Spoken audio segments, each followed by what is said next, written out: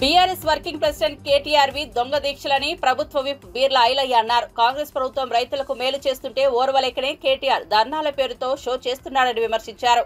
గాంధీ భవన్ లో ఆయన మాట్లాడుతూ కేటీఆర్ తీరుపై తీవ్రస్థాయిలో దుజ్జెత్తారు. రైతులతో పాటు రైతు కూలీలకు సైతం ప్రభుత్వం సాయం అందిస్తుంటే కేటీఆర్ జీర్ణించుకోలేకపోతున్నాడని విమర్శించారు.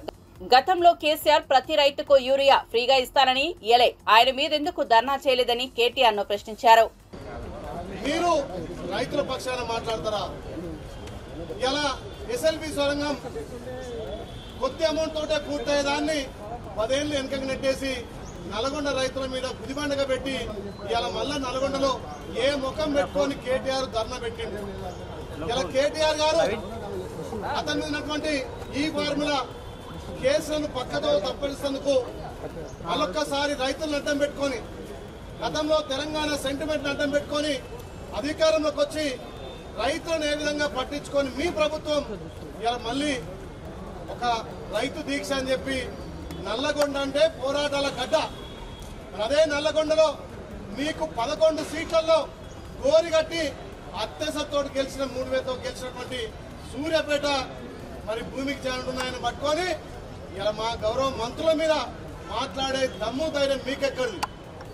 ఇలా మా మంత్రులు తెలంగాణ మొత్తం రైతుల కోసం అహర్నిశలు పాటుపడి మా గౌరవ ముఖ్యమంత్రి భారతదేశంలో ఏ రాష్ట్ర ముఖ్యమంత్రి కూడా అంత పెద్ద సాహసోపేత నిర్ణయం తీసుకోలే. కేవలం 27 రోజులనే 21,000 లక్షల కోట్లతోటి 25 లక్షల మందికి రుణమాఫీ చేసినందుకు ధర్నా చేస్తావా? రైతులందరికీ నిజమైన రైతులకు రైతు భరోసా ఇస్తుంటే అది చూసి ఓర్వలేక రైతు దీక్ష చేస్తున్నావా? రైతులతో పాటు రైతు కూలీలకు కూడా సంవత్సరానికి 12,000 వేస్తుంటే అది చూసి ఓర్వలేక ఇవాళ నువ్వు ధర్నా చేస్తున్నావా? అదేవిధంగా గతంలో కేసీఆర్ రైతులకు పండుగ చేసుకోవాలి, ప్రతి రైతుకు యూరియా ఫ్రీ ఇస్తున్నాడు. మరి మీ అయ్య మీద ఎందుకు ధర్నా చేస్తలేవు? గతంలో 1,00,000 రూపాయలను 5 ఏళ్లలో రుణమాఫీ చేయలేక వడ్డీలకే సగం పోయి ఇలా మీరు రుణమాఫీ చేయకపోతేనే కదా మా ప్రభుత్వం మీద ఇంత పెద్ద భారం పడింది. మీరు ఇచ్చిన మాట తప్పినప్పుడు మరి ఫామ్ హౌస్ మీద నువ్వు ధర్నా చేయాలి, మీ అయ్య కేసీఆర్ మీద ధర్నా చేయాలి.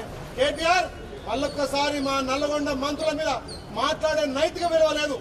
మీ అయ్య చాటును వచ్చి నువ్వు ఎమ్మెల్యేగా అయినావు, మీ అయ్య చాటు మీ అయ్య పేరు చెప్పుకొని మంత్రి అయినావు, ఇలా మామ పేరు చెప్పుకొని అల్లుడు మంత్రి అయిండు. ఇలా కాంగ్రెస్ పార్టీలో ఉత్తమ్ కుమార్ రెడ్డి గాని కోమటిరెడ్డి వెంకరెడ్డి గాని త్యాగాలు చేసి ఇలా ఉమ్మడి నల్లగొండకు పేరు తెచ్చిరు.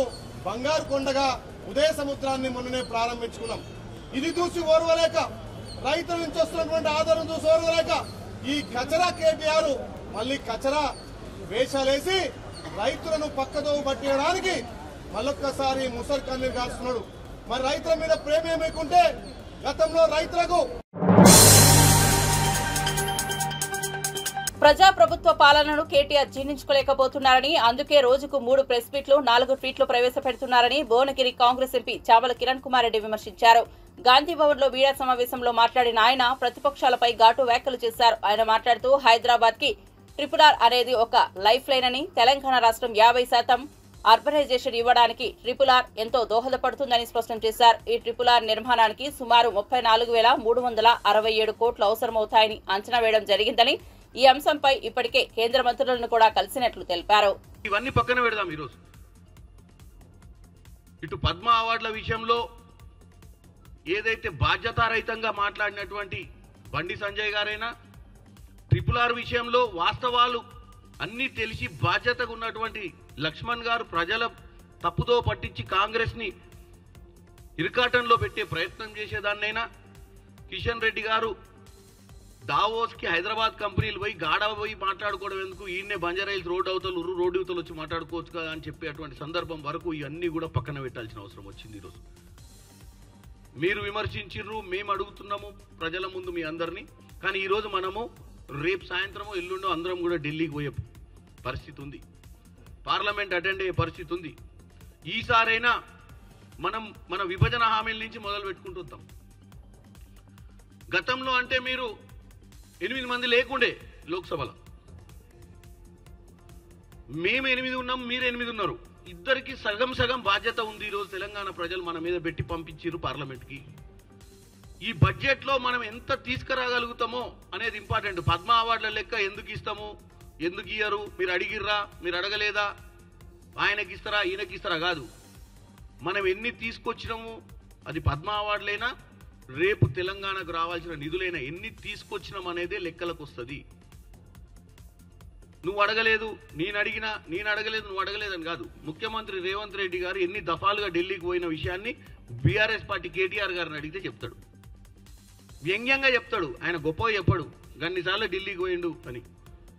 అన్నిసార్లు ఢిల్లీకి ఎందుకు పోయిండో బీజేపీ నాయకులకైతే గ్యారంటీ తెలుసు. ప్రతిసారి అక్కడ క్యాబినెట్ మినిస్టర్లను రేవంత్ రెడ్డి గారు కలిసి రాష్ట్ర పరిస్థితులను వివరించుకుంటూ, రాష్ట్రంలో ఏం కావాలి రాష్ట్రానికి, ఈగోస్కు పోకుండా మేము కాంగ్రెస్ వాళ్ళు బీజేపీ మేము పోయి వాళ్ళని కలవడం ఏంది అని గత ముఖ్యమంత్రి మాదిరిగా నియంత పోకడ పోకుండా ప్రజాస్వామ్యంలో ప్రజలు గెలిపించిన తర్వాత రాజకీయాలు అనేది ఎన్నికల వరకే, ఎన్నికలైనాక ప్రజా సమస్యల కోసము మనం ఎంత దిగైనా కానీ పనిచేయాలి, ప్రజలకు మనం అకౌంటబుల్ అని చెప్పి మా ముఖ్యమంత్రి రేవంత్ రెడ్డి గారు ఎన్నో వేదికల మీద ఈ విషయాన్ని తెలియజేసిర్రు. ఈరోజు 8 మంది బీజేపీ ఎంపీలకు 8 మంది కాంగ్రెస్ ఎంపీలు ఈరోజు రానున్న నెల అంటే ఇప్పుడు 12 రోజులు 13 రోజులు ఈ సమావేశాలు నడుస్తాయి. తర్వాత మళ్ళీ మార్చిలో మొదలై ఏప్రిల్ కల్లా మన బడ్జెట్ అనేది క్లారిటీ తోటి రాబోతుంది. కాబట్టి ఈ సమయంలో మనం మాట్లాడాలి. కుంభమేళాలో మృతుల కుటుంబాలను ఆదుకోవాలని తెలంగాణ పీసీసీ చీఫ్ మహేష్ కుమార్ గౌడ్ అన్నారు. కుంభమేళా తొక్కిసలాట ఘటనపై ఆయన దిగ్భ్రాంతి వ్యక్తం చేశారు. మృతుల కుటుంబాలకు తన ప్రగాఢ సానుభూతి తెలిపారు. మౌని అమావాస్య కావడంతో దేశవ్యాప్తంగా కోట్లాది మంది భక్తులు తరలివచ్చారని, కేంద్ర ప్రభుత్వం అక్కడి రాష్ట్ర ప్రభుత్వం అన్ని రకాల భద్రతా చర్యలు చేపట్టాల్సిందన్నారు.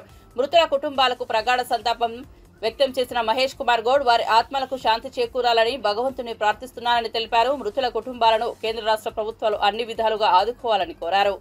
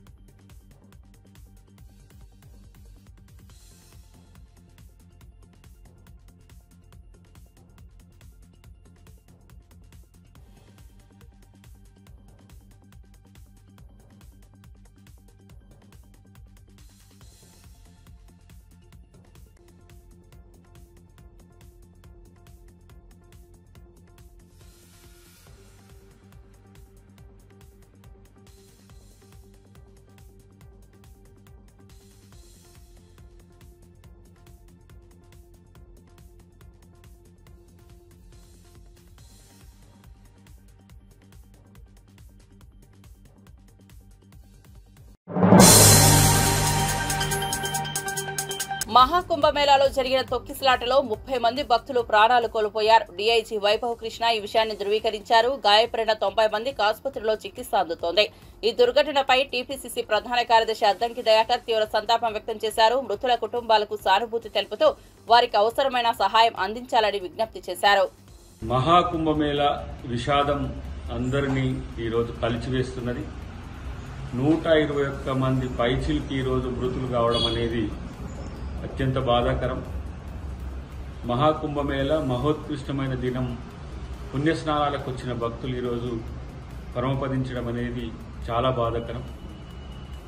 ఇలాంటి భక్తి పారవశ్యంతో ఉన్న సందర్భంలో ఇలాంటి జరగడం అనేది చాలా దురదృష్టకరం. చనిపోయిన కుటుంబాలకు సానుభూతిని తెలియజేస్తూ ఈరోజు కేంద్ర రాష్ట్ర ప్రభుత్వాలు ఒకంత మెరుగైన భద్రతా చర్యలు తీసుకుంటే బాగుండేది. మహాకుంభమేళాను వాళ్ళ యొక్క కార్యక్రమంగా, బీజేపీ కార్యక్రమంగా, కేంద్ర రాష్ట్ర ప్రభుత్వాల కార్యక్రమంగా ప్రచారం చేసుకోవడంలో చూపిన శ్రద్ధ భక్తుల యొక్క భద్రత మీద చూపిస్తే బాగుండు అనిపించింది. ఏది ఏమైనా ఇలాంటి సంఘటన జరగడం అనేది చాలా బాధాకరం. వారి కుటుంబాలకు న్యాయం చేకూర్చే విధంగా కేంద్ర రాష్ట్ర ప్రభుత్వాలు చనిపోయిన వారి కుటుంబాలకు వారికి సహకారం అందించాలని మేము విజ్ఞప్తి చేస్తున్నాం.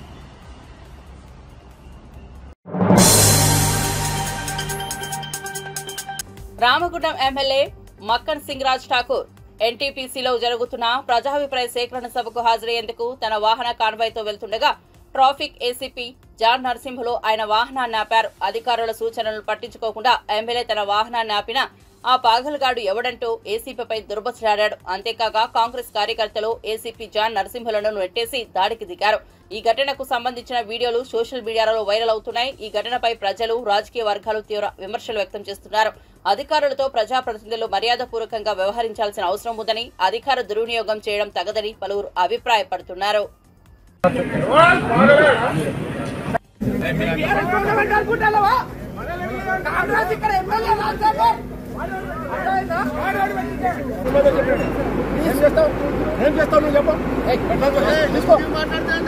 లేకపోతే మంచిగా చెప్పండి, నమస్కారం చెప్పడం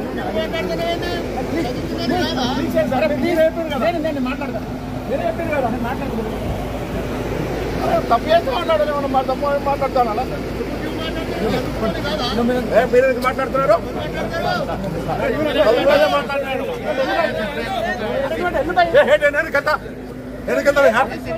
మాట్లాడుతున్నా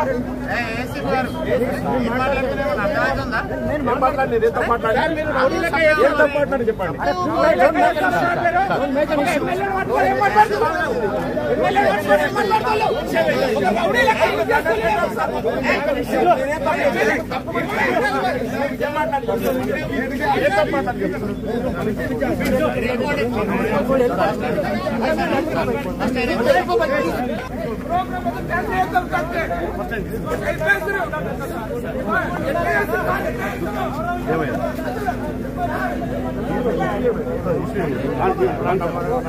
ప్లీజ్ సార్ సార్ రండి సార్ సార్ సార్ సార్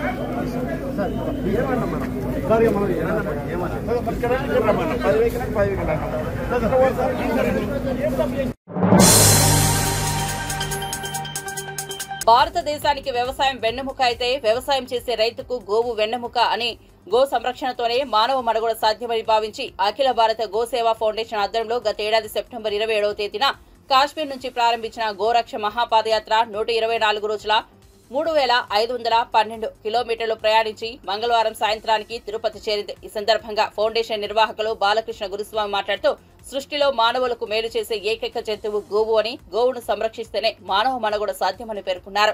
180 రోజుల్లో 15 రాష్ట్రాల్లో మహాపాదయాత్ర చేసి 4900 కిలోమీటర్లు పయనించి గోవు విశిష్టతను ప్రపంచానికి తెలియజేసే ప్రయత్నం చేస్తున్నట్లు తెలిపారు. 27న బయలుదేరిన పాదయాత్ర ఈ గోమాత తన గోజాతిని రక్షించుకోవడానికి 6 నెలలు పుంగనూరు ఆవుతో పాదయాత్ర చేస్తున్నాము. 124వ రోజుల తర్వాత ఇక్కడికి తిరుపతికి రావడం జరిగింది. ఈరోజు 3512 కిలోమీటర్లకు పైగా పాదయాత్ర చేస్తూ ఈరోజు సాక్షాత్ ఆ వెంకటేశ్వర స్వామికి ఈ గోమాత తన గో సంతతిని కాపాడమని చెప్పి మొరపెట్టడానికి ఇక్కడ కలియుగ వెంకటేశ్వర స్వామి దగ్గరికి వచ్చింది. మీ అందరికీ ఒక విజ్ఞప్తి, ఈరోజు ఈ భూమి పూర్తిగా, ఈ పాదయాత్ర ఉద్దేశం ఒకటే, ఈ భూమి పూర్తిగా రసాయనకాలతో నిండిపోయి ఉంది. ఈ భూమిపై రామాయణ మహాభారత కాలం నుంచి కూడా మనము పంటలు పండిస్తున్నాం. కానీ రామాయణ మహాభారత కాలం నుంచి ఈ భూమిపై పంటలు పండిస్తూ వచ్చాం. కానీ భూమి పూర్తిగా రసాయనకాలతో నిండిపోయి బంజరుగా తయారైంది. మనం తింటున్న ఆహారం అంతా కూడా పౌష్టికత లేని ఆహారం. మన పిల్లలు, మనందరం పేద మధ్యతరగతి కుటుంబీకులం, మనకు కావాల్సింది ఆరోగ్యం. అందుకే కేంద్ర రాష్ట్ర ప్రభుత్వాలను అందరినీ కూడా ఆరోగ్యం కోసం ఢిల్లీలో అమిత్ షా గారిని, నితిన్ గడ్కరీ గారిని, అన్ని రాజకీయ పార్టీల నాయకులను, సాధులను, సంతులను కలుసుకుంటూ కావాల్సిన ఆరోగ్యం, ఈ భూమి సారవంతమైతేనే మనందరికీ ఆరోగ్యం వస్తుందని, ఈ దేశీవాళీ గోవులను గో హత్యలు చేయొద్దు, గోవును రక్షించాలి, అదేవిధంగా ఈ భూసారాన్ని పెంచాలంటే ఈ గోవుతోనే సాధ్యం అని చెప్పేసి ఈ గోరక్ష మహాపాదయాత్ర మేము చేస్తున్నాం. ప్రతి ఊరు వాడ ప్రజల్లో చైతన్యం తీసుకురావడానికి ఈ మహాపాదయాత్ర. ఈరోజు జపాన్ లాంటి దేశాల్లో ఆవు పేడతోని మిథేన్ అనే లిక్విడ్ తయారు చేసి రాకెట్ లాంచ్ చేయడం జరిగింది. అమెరికా లాంటి దేశాల్లో కౌ కడ్లింగ్ పేరుతోని దేశీవాళీ ఆవులను ఒక 10 నిమిషాలు పట్టుకున్నట్టయితే మానసిక రుగ్మతలన్నీ వెళ్ళిపోతాయి. ఈరోజు ఆవు మూత్రంతో క్యాన్సర్ లాంటి మహమ్మారి పోతుంది. ప్రపంచంలో మానవునికి మేలు చేస్తున్న ఏకైక ప్రాణి ఈ గోవు. ఈ గోవు ఏ కులానికి చెందింది కాదు, ఏ మతానికి చెందింది కాదు, ఏ పార్టీకి చెందింది కాదు. ఇది విశ్వానికి సంబంధించింది. ఈ ప్రకృతి బాగుండాలంటే, ఈ భూమి బాగుండాలంటే ఈ దేశీవాళీ గోవుల రక్షణ ఖచ్చితంగా మనందరి బాధ్యత. ఈరోజు దాదాపు ప్రపంచంలో 40 దేశాలు మన దేశీవాళీ గోవులను వాళ్ళ దేశాలకు తీసుకెళ్ళి అక్కడ బ్రీడింగ్ చేసి, ముస్లిం దేశాలైన ఇజ్రాయెల్, బ్రెజిల్ లాంటి దేశాల్లో కూడా మన దేశీవాళీ గోవుల సంతతి వాళ్ళు పెంచి అభివృద్ధి చేస్తున్నారు. అలాంటి గోవులను రక్షించాల్సిన బాధ్యత. ప్రయాగ్రాజ్ కుంభమేళాలో తొక్కిసలాటలో మృతుల సంఖ్యపై క్లారిటీ ఇచ్చింది ఉత్తరప్రదేశ్ ప్రభుత్వం. తొక్కిసలాటలో 30 మంది చనిపోయినట్టు మహాకుంభ డీఐజీ వైభవ్ కృష్ణ వెల్లడించారు. గాయపడ్డ 90 మందికి ఆసుపత్రిలో చికిత్స జరుగుతోంది. మృతుల్లో 25 మందిని గుర్తించినట్లు డీఐజీ తెలిపారు. మృతుల కుటుంబాలకు 25 లక్షల ఎక్స్గ్రేషియా ప్రకటించింది ఉత్తరప్రదేశ్ ప్రభుత్వం. ఇక ప్రయాగ్రాజ్ తొక్కిసలాట తర్వాత అఖాడా పరిషత్ కీలక ప్రకటన చేసింది. 2వ రోజు అమృత్ స్నాన్ రద్దు చేస్తున్నామని అఖిల భారత అఖాడా పరిషత్ అధ్యక్షుడు రవీంద్రపురి తెలిపారు. అయితే సీఎం యోగి విజ్ఞప్తితో తిరిగి స్నానాలకు వెళ్లాలని నిర్ణయించారు.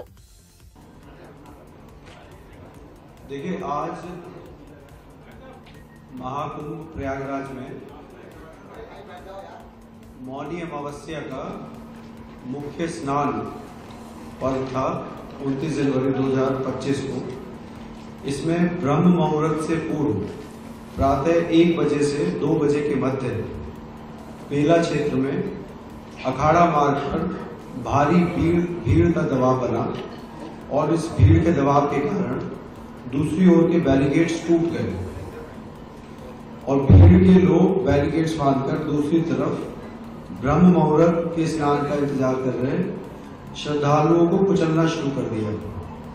यद्यपि प्रशासन ने तत्काल राहत और बचाव कार्य करते हुए ग्रीन कॉरिडोर बनाया और एम्बुलेंस के माध्यम से लगभग 90 घायलों को अस्पताल तक पहुंचाया, परंतु इसमें से दुर्भाग्यपूर्ण तरीके से 30 श्रद्धालुओं की दुखद मृत्यु हो गई है। 30 इनमें से 25 की पहचान हो चुकी है और शेष की शिनाख्त की जानी बाकी है। कुछ लोग बाहर के प्रदेशों के भी इनमें से हैं, जैसे कर्नाटक के 4 लोग हैं, असम से 1 है, गुजरात से 1 है। कुछ घायलों को परिवार के सदस्य को लेकर चले गए हैं तथा 36 घायलों का इलाज स्थानीय मेडिकल कॉलेज में चल रहा है। श्रद्धालुओं की सुविधा के लिए मेला प्रशासन द्वारा हेल्पलाइन नंबर 1920 जारी किया गया है, जिस पर यदि कोई व्यक्ति गायब है तो उसके संबंध में जानकारी प्राप्त की जा सकती है। इस समय स्थिति सामान्य है। माननीय मुख्यमंत्री जी द्वारा सभी पूज्य महामंडलेश्वरों, संतों एवं अखाड़ों से वार्ता कर आग्रह किया गया है और सभी इस अमृत स्नान के भागीदार बने। सभी पूज्य शंकराचार्य, पूज्य आचार्य महामंडलेश्वर एवं अखाड़ों के द्वारा श्रद्धालुओं की सुविधा का ध्यान रखते हुए कुछ विलंब से अमृत स्नान आज किया गया, जो कि आज सकुशल संपन्न कराया गया।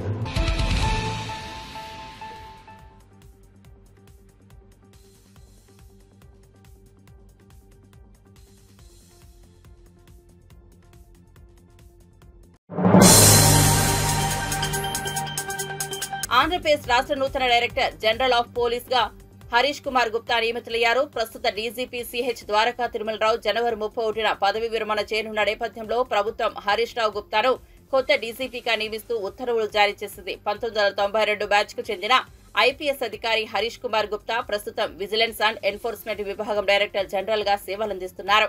గతంలో సార్వత్రిక ఎన్నికల సమయంలో ఆయనను కేంద్ర ఎన్నికల సంఘం డీజీపీగా నియమించింది. హరీష్ కుమార్ గుప్తా నియామకానికి సంబంధించిన అధికారిక ప్రకటనను రాష్ట్ర ప్రభుత్వ ప్రధాన కార్యదర్శి విజయానంద్ విడుదల చేశారు.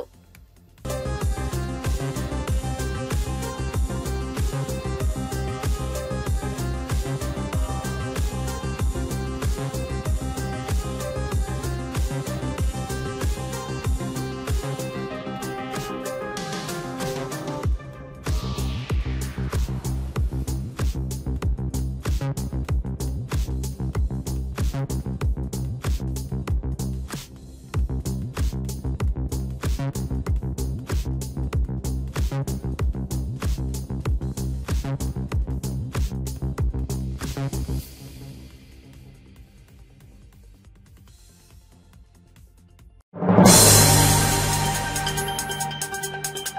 మంత్రి పెద్దిరెడ్డి రామచంద్రారెడ్డి భూదందాపై మంత్రి మండిపల్లి రాంప్రసాద్ రెడ్డి సంచలన వ్యాఖ్యలు చేశారు. వైఎస్ఆర్సీపీ పాలనలో షాడో ముఖ్యమంత్రిగా పనిచేసిన రామచంద్రారెడ్డి ప్రభుత్వ అటవీ భూములను దండుకున్నారని పేర్కొన్నారు. ఎమ్మెల్యేగా, తండ్రిగా, ఎంపీగా కుమారుడు ఉంటూ భారీ భూ దోపిడీకి పాల్పడ్డారని ఆయన ఆరోపించారు. అన్నమయ్య, చిత్తూరు, తిరుపతిలో ఆయన భూదాహానికి అడ్డు లేకుండా పోయిందన్నారు. చిత్తూరు జిల్లా పులిచెర్లలో 100 ఎకరాలు ఆక్రమించి ఎస్టేట్ నిర్మించుకున్నారన్నారు. అలాగే వాళ్ళ తనయుడు మిథున్ రెడ్డి ఆస్తుల గురించి ఒకసారి లోతుగా పరిశీలిస్తే ఈ రోజు అన్నమయ్య జిల్లా అనుకోండి, ఉమ్మడి చిత్తూరు జిల్లాలో ఎక్కడ చూసినా ఒక్కొక్కటిగా భూదందా అరాచకాలు బయటకు వస్తా ఉన్నాయి. ఈ రోజు కూడా ఒక పేపర్ లో ఒక ఫ్రంట్ పేజ్ అంతా భూదందా గురించే కథనం. ప్రజల్లో అలాగే చాలా మంది ఎవరైతే విజ్ఞతతో కలిగిన వాళ్ళందరిలో ఒకే క్వశ్చన్ వస్తా ఉంది. 5 సంవత్సరాలు పరిపాలిస్తే ఎక్కడ చూసినా అరాచకాలు, ప్రజలు సొత్తు లాక్కోవడం, ప్రజలను భయభ్రాంతులు చేయడం, అలాగే ప్రభుత్వానికి సంబంధించిన ఖజానాను లూటీ చేయడమే కాకుండా ప్రభుత్వ ఆస్తులను కూడా దోచుకున్నారని ప్రతి ఒక్కరు చెప్పుకుంటున్నారు. దానిలో భాగంగానే చిత్తూరు జిల్లా పులిచెర్ల మండలంలో 100 ఎకరాల్లో ఉన్న పెద్దిరెడ్డి రామచంద్రారెడ్డి ఎస్టేట్ గురించి ఒకసారి పరిశీలిస్తే ఆయన పేపర్ లో డాక్యుమెంట్ పరంగా 26 ఎకరాలు వాళ్ళ పేరుతో రిజిస్టర్ అయితే సుమారు 100 ఎకరాల భూమిని కబ్జా చేసి కాంపౌండ్ వాళ్ళు కట్టుకొని అక్కడ విలాసవంతమైన గెస్ట్ హౌస్ ఏర్పాటు చేసుకోవడం జరిగింది. ఒకసారి లోతుగా అక్కడ ఉన్న డాక్యుమెంట్లు అయితేనే రెవెన్యూ రికార్డులను పరిశీలిస్తే కేవలం 26 ఎకరాలే కాకుండా భారతదేశంలో ఎక్కడైనా ప్రభుత్వానికి సంబంధించిన రోడ్లు వేయాలన్నా, కాలువలు వేయాలన్నా కూడా అటవీ భూములకు ఉన్న ఆంక్షలు ఏవైతే ఉన్నాయో అవన్నిటిని తొలగిస్తేనే ప్రభుత్వ రంగంలో కూడా ఏదైనా అభివృద్ధి కార్యక్రమాలు చేపట్టాలంటే అన్ని పర్మిషన్స్ ఉంటేనే చేసుకునే విధంగా రిజర్వ్ ఫారెస్ట్ యాక్ట్ అనేది ఒకటి ఉంది. దాన్ని ప్రభుత్వం వాళ్ళు అతిక్రమించినా కూడా చట్టాలు చాలా మెండుగా ఉంటాయి. అలాంటప్పుడు ఫారెస్ట్ భూమిని కూడా ఆక్రమించుకొని అక్కడ ఏదైతే వన్యప్రాణులకు సంబంధించి act, wild life sanctuary act ఉంటారు, దాన్ని కూడా బేఖాతరు చేసి గత సంవత్సరాలుగా వన్యప్రాణులకైతేనే అక్కడున్న అటవీ సంపదను నష్టం చేస్తూ విలాసవంతంగా స్విమ్మింగ్ పూల్, గెస్ట్ హౌస్ కట్టుకొని కరెంటు లాక్కొని ప్రభుత్వ ధనాన్ని వాడుకున్న పెద్దిరెడ్డి కుటుంబ సభ్యులు ఇప్పుడు ఏమంటారని మేము అడుగుతున్నాం. ఈ రోజు అధికారాన్ని కోల్పోయిన తర్వాత మా నాయకుని గురించి గాని, మా ప్రభుత్వం గురించి గాని మాట్లాడే హక్కు వాళ్ళకు ఉందా అని అడుగుతున్నాం. ఈ రోజు తమ్మలపల్లి నియోజకవర్గం అయితేనే, మదనపల్లి నియోజకవర్గం అయితేనే, పుంగనూరులో, తిరుపతిలో ఎక్కడ చూసినా వందలాదిగా వేలాదిగా ఎకరాల భూమిని కబ్జా చేశారు. మదనపల్లిలో అయితే ఆయన సతీమణి పేరుతో 5 ఎకరాలు చెరువును కూడా కబ్జా చేసి బైపాస్ రోడ్ లో వాళ్ళ పేరుతో ఎక్కించుకోవడం జరిగింది. ఇంకా ముఖ్యంగా ప్రపంచానికే తలమానికమైన తిరుపతిలో గత వేలాది సంవత్సరాలుగా మఠానికి సంబంధించిన భూములు ఏవైతే ఉన్నాయో ఆ భూములను వాళ్ళ చేతిలోకి తీసుకొని అధికారులను బెదిరించి అక్కడ 4 ఎకరాల్లో కళ్యాణ మండపము, 9 ఎకరాల్లో విలాసవంతమైన ఇల్లు, అలాగే తిరుపతి, రేణుగుంట, కాళహస్తి పరిధిలో వందలాది ఎకరాల్లో ట్యాంపరింగ్ చేసుకొని రికార్డు సృష్టించుకొని వాళ్ళ ఆధీనంలో పెట్టుకోవడం నిజమా కాదని అడుగుతున్నారు. అప్పుడు ఇప్పుడు ఆయన చిత్తూరు జిల్లా మంగళంపేట రెవెన్యూ గ్రామ పరిధిలో 75 ఎకరాల అటవీ భూములను ఆక్రమించుకున్నట్లు వచ్చిన ఆరోపణలపై మాజీ మంత్రి వైసీపీ నేత పెద్దిరెడ్డి రామచంద్రారెడ్డి మీడియా సమావేశం ఏర్పాటు చేశారు. ఈ సందర్భంగా ఆయన మాట్లాడుతూ తమపై వచ్చిన ఆరోపణలు నిరాధారణమని స్పష్టం చేశారు. ఎల్లో మీడియా తప్పుడు కథనాలు రాస్తోందని మండిపడ్డారు. ఆ భూమిని తాము 2001లోనే కొనుగోలు చేశామని వెల్లడించారు. చంద్రబాబు కుట్రలు, కుతంత్రాలు ప్రజలకు బాగా తెలుసని, చంద్రబాబు ఎల్లో మీడియా సాయంతో తమ ప్రతిష్టను దెబ్బతీస్తున్నారని పెద్దిరెడ్డి ఆగ్రహం వ్యక్తం చేశారు. కాగా కిరణ్ కుమార్ రెడ్డి హయాంలో రెవెన్యూ అధికారులు ఆ భూమిని సర్వే చేశారని వెల్లడించారు. దీనికి సంబంధించి గతంలో ఫారెస్ట్ గెజెట్ కూడా విడుదలైందని, ఇది పబ్లిక్ డొమైన్లోనే ఉంటుందని ఎవరైనా చూసుకోవచ్చని అన్నారు. చేపట్టాడు. ఈ పచ్చ పత్రికల ద్వారా, పచ్చ మీడియా ద్వారా మరి ఇది ఏదైతే ఈ ల్యాండ్ ఉందో ఇది 19/11/1981లో డైరెక్టర్ ఆఫ్ సెటిల్మెంట్స్ మాకెవరైతే అమ్మారో వాళ్లకు ఆర్డర్ ఇవ్వడం జరిగింది. ఆర్డర్ ఇచ్చేది కాకుండా అది ఆ తర్వాత రెవెన్యూ వాళ్ళు ఇంప్లిమెంట్ కూడా చేయడం జరిగింది. ఆ తర్వాతే వాళ్ళ దగ్గర నుంచి మనం కొనుక్కోవడం జరిగింది. ఆ రోజు ఆర్డర్ సెటిల్మెంట్ డైరెక్ట్ ఇచ్చిన అసదుద్దీన్ అహ్మద్ అని చెప్పి IAS ఆఫీసర్ ఇవ్వడం జరిగింది. ఈ కాపీ మీ అందరికీ కూడా చూపిస్తా ఉన్నాను. అవసరమైతే మీ అందరికీ కూడా జిరాక్సులు తీసి కాపీలు కూడా ఇవ్వడం జరుగుతుంది. అదేవిధంగా అక్కడ ఏదో అధునాతన గెస్ట్ హౌస్ కట్టినామంటారు. 2001లో కొన్నప్పుడే అక్కడ రాత్రుల్లో బస చేయాలంటే పని చేసే వాళ్ళందరికీ కూడా ఒక సెక్యూర్డ్ ప్లేస్ ఉండాలని చెప్పి ఆ రోజే మేము అక్కడ కట్టడం జరిగింది. ఆ తర్వాత అప్పుడే మామిడి చెట్లు పెట్టడం జరిగింది.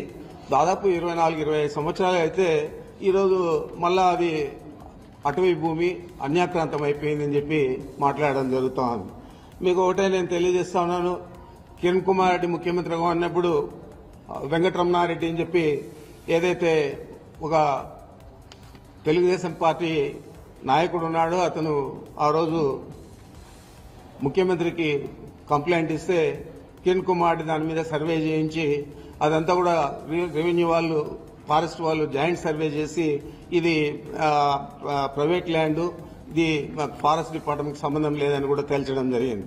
అదే మళ్ళా 2014లో అదే వెంకటరమణారెడ్డి మళ్ళా చంద్రబాబుకు ఒక పిటిషన్ ఇస్తే ఆ పిటిషన్ ద్వారా మళ్ళా ఎంక్వైరీ చేయించి మళ్ళా అదే తేల్చడం జరిగింది. వాళ్ళు హైకోర్టులో కూడా వెంకటరమణారెడ్డి వేస్తే హైకోర్టులో కూడా దాని మీద ఉత్తర్వులు ఇవ్వకుండా డిస్మిస్ చేయడం జరిగింది. మరి ఈరోజు ఆ భూమిని 23 ఎకరాలు 75 ఎకరాలు కాదంటే ఎలాగా ఇచ్చాడు ఇతను సెటిల్మెంట్ డైరెక్టర్. మరి ఆ భూమి ఎక్స్టెంట్ కూడా